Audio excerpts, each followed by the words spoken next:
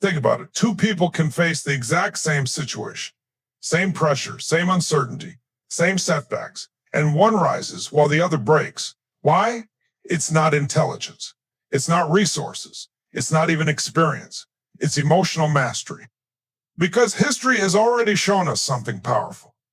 Abraham Lincoln faced relentless failure, deep depression, and overwhelming pressure, yet became one of the most resilient leaders in history. Oprah Winfrey turned early life trauma into one of the most influential voices on the planet by transforming her emotional pain into purpose. And Jack Johnson, inside one of the most intense, high-pressure environments imaginable, mastered his anger and stayed mentally composed when everything around him was designed to provoke him. Different lives, different struggles. But one common skill: they didn't let their emotions control them. They learned how to control their emotions. And today, you're going to learn a psychological blueprint, a system you can actually use to do the same. Because the truth is simple. If you don't master your emotions will master you. Today, we will discuss the 10 qualities of the successful psychological blueprint to master your emotions. Number 1, emotions are signals, not problems. Let's flip something most people get completely wrong. Your emotions are not your enemy. They're signals. They're messengers trying to tell you something. But most people, they treat emotions like problems to avoid. They suppress them, ignore them, or worse, react blindly to them. And that's where everything breaks down. Because when you ignore the signal, you lose control of the system. Here's a shift. Instead of asking, why do I feel this way? Ask, what is this emotion trying to show me? That one question alone can change your entire life. Number 2, the 3 drivers of every emotion. Every emotional reaction you've ever had comes from 3 things, not 10, not 50, just 3. Driver D1, meaning the story you attach to what's happening.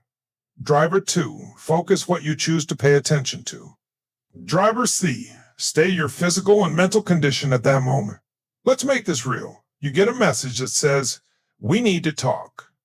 Now, one person thinks, I'm in trouble. Try anxiety. Another thinks, this could be an opportunity. Try curiosity. Same message, different meaning. And meaning drives emotion. Now, here's the power.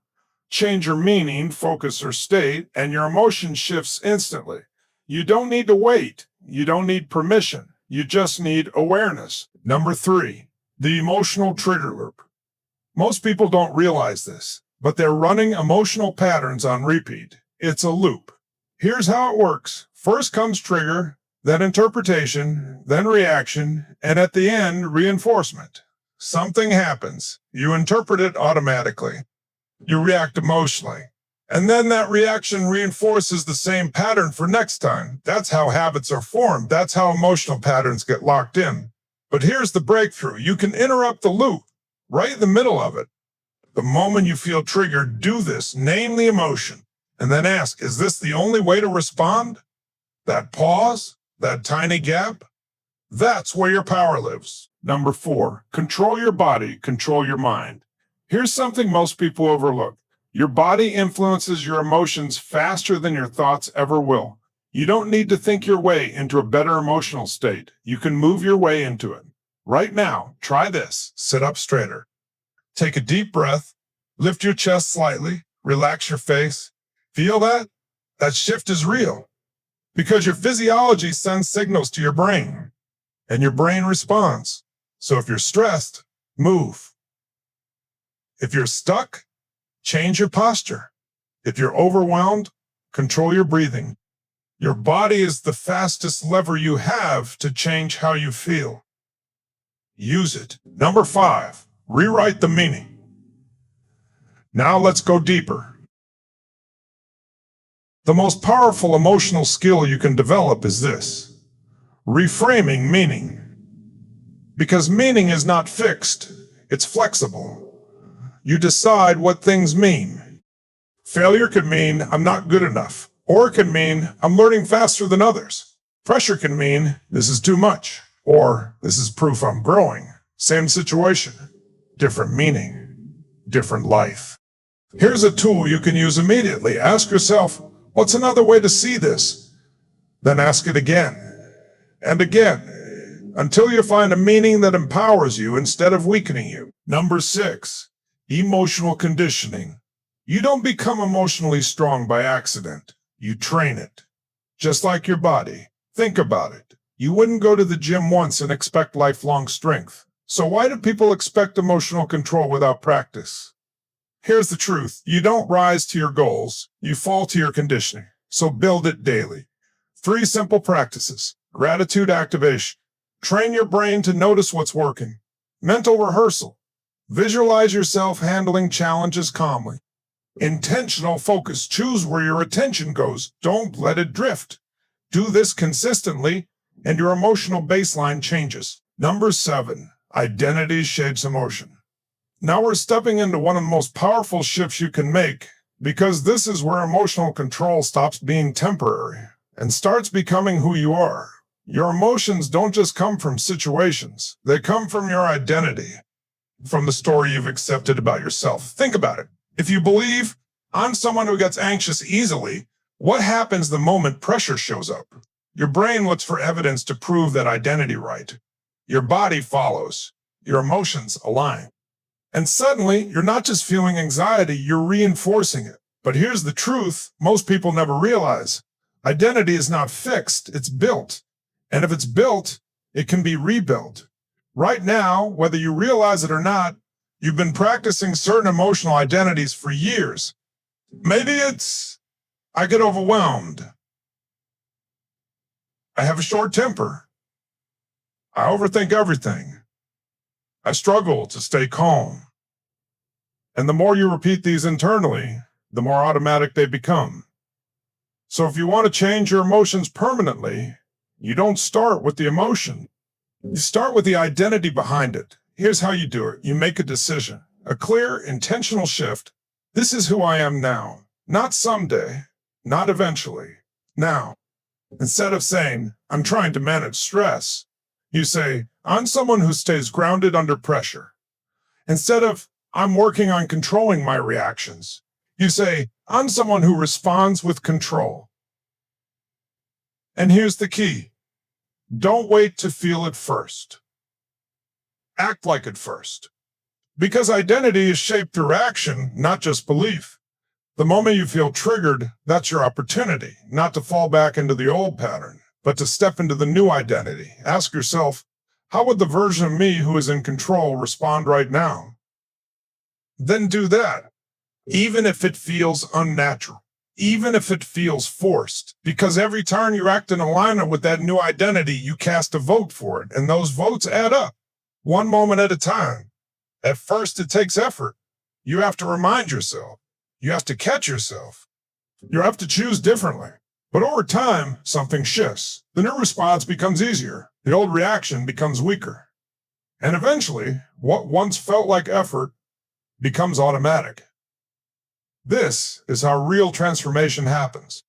Not through one big moment, but through repeated alignment with a new identity. And here's the most powerful part. When your identity changes, your standards change. What you tolerate changes. How you react changes. How you show up under pressure changes. You stop asking, why do I feel like this? And start living from, this is who I am. A person who stays steady when things get intense. A person who thinks clearly under pressure. A person who doesn't get pulled in every direction emotionally. And once that identity locks in, you don't have to fight for control anymore, because control becomes natural. So don't just try to manage your emotions. Upgrade the identity that's creating them, because when you change who you believe you are, you change how you feel without even trying. Number 8, the 90-second reset rule. Here's something that can completely change the way you experience emotions, instantly. Most people believe that emotions like anger, stress, or anxiety just take over, and there's nothing they can do in the moment. But that's not entirely true.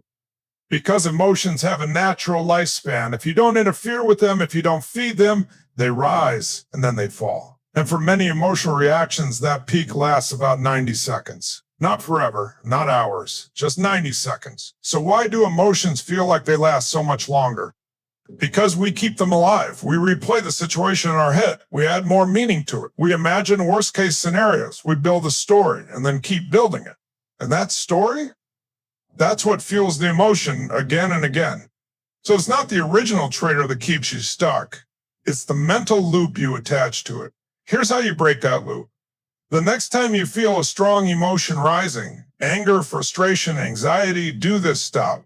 Don't react. Don't suppress. Don't escape. Just notice it. Feel it in your body.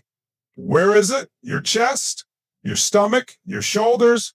Now focus on your breathing. Slow it down. And give yourself 90 seconds to simply observe what's happening without adding a story to it. No why me. No replaying the situation. No imagining what comes next. Just presence. At first, this will feel uncomfortable because your mind is used to reacting instantly. It wants to jump in. It wants to fix, analyze, or defend. But if you can stay with the feeling without feeding it, something powerful happens. The intensity starts to drop. The tightness loosens. The urgency fades. The emotional charge weakens. And suddenly, you're no longer inside the emotion. You're observing it. And that shift changes everything because when you're inside the emotion, you react. But when you're observing it, you choose. Now here's the part most people miss. This doesn't mean you ignore your emotions. It means you create space before responding to them. Because your first reaction, that's often automatic. But your second response, that's where your power is. So the next time you feel triggered, remember this. You don't need to solve everything right away. You don't need to respond instantly. You don't need to act on every feeling. You just need 90 seconds. 90 seconds to reset, 90 seconds to regain clarity, 90 seconds to take control back. And if you practice this consistently, you'll notice something incredible. Situations that used to escalate quickly start to slow down. Reactions that used to feel automatic start to feel optional. And emotions that once controlled you start to lose their grip. Because emotional mastery isn't about never feeling intense emotions. It's about not being ruled by them. And sometimes, all it takes to reclaim control, it is 90 seconds of awareness. Number 9, real-world resilience. Let's get real for a moment. No matter how strong, focused, or prepared you are, life is still going to test you. Unexpected problems. Pressure that shows up out of nowhere. Moments where things don't go your way. At all. And this is where most people fall apart emotionally. Not because they're weak, but because they were never trained for these moments. So they react. They spiral. They lose clarity when they need it the most. But emotionally resilient people, they operate differently. They don't avoid pressure. They're built for it. Here's the shift you need to understand. Resilience is not about staying positive all the time. It's about staying functional when things get difficult. It's about being able to feel frustration without losing control, to feel pressure without shutting down, to feel uncertainty without freezing. Because those emotions, they're part of life. But losing control because of them, that's optional. So how do you actually build real-world resilience? You simplify your focus. In intense moments, don't try to control everything. That's where overwhelm comes from. Instead, lock in on this. What can I control right now? Your breathing, your posture, your next decision, your immediate response. That's it. And when you focus on what's controllable, you stop feeding the chaos. Here's something powerful. When pressure rises, your world tends to shrink. Your thinking becomes narrow. Your emotions become louder. Your reactions become faster. So your job in those moments is to slow things down. Take one breath, then another. Create space between what's happening and how you respond. Because in that space, you regain authority over yourself. And understand this, you're not aiming to eliminate emotional reactions. You're training yourself to recover faster every time. Maybe today it takes you an hour to reset, then 30 minutes, then 10, then a few breaths. That's growth. That's resilience. And over time, something incredible happens. The same situations that once overwhelmed you start to feel manageable, then familiar, then easy. Not because life got easier, but because you got stronger. So the next time life hits you with pressure, uncertainty, or frustration, don't ask, why is this happening to me? Ask, how do I respond like someone who's in control? Because resilience isn't about avoiding the storm. It's about becoming the person who can walk through it without losing themselves. Number 10, your personal blueprint. Now let's bring everything together and make this practical, simple, and powerful enough to actually use in real life. Because information doesn't change your life, implementation does. So here's your personal emotional blueprint. A system you can run anytime, anywhere. Step 1, awareness. Catch it early. Most people lose control not because emotions are too strong, but because they notice them too late. So your job is simple. Start catching the shift as it begins. The tension in your chest, the change in your breathing, the negative thought pattern is starting to loop. The earlier you catch it, the easier it is to change. Awareness creates separation, and separation gives you control. Step 2, shift. Change it in real time. You have 3 immediate options. Change your body, posture, movement, breathing. Change your focus, what you're paying attention to. Change your meaning, the story you're telling yourself. You don't need all 3. One is enough to break the pattern. And here's the key. Speed matters more than perfection. Don't overthink it. Interrupt it. Because the longer you stay in a negative state, the stronger it becomes. Step 3, reinforce. Make it automatic. This is where most people stop and why most people don't change. They interrupt once, maybe twice, and then fall back into old patterns. But emotional mastery is built through repetition.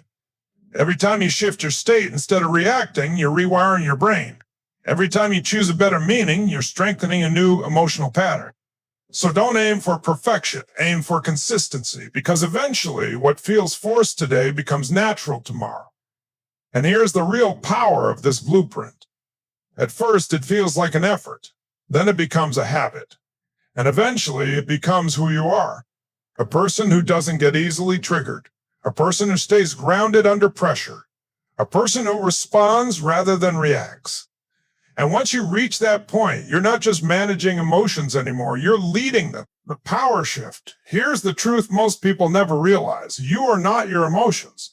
You are the one who creates them, shapes them, and can change them. And the moment you understand that, you stop reacting to life, and you start designing it. So here's your challenge. What is one emotion? Are you going to take control of starting today? Decide it, own it, and begin. Because when you master your emotions, you don't just change how you feel, you change your entire life. Thank you for listening. And don't forget to like, comment, and subscribe, my friends, for such powerful videos.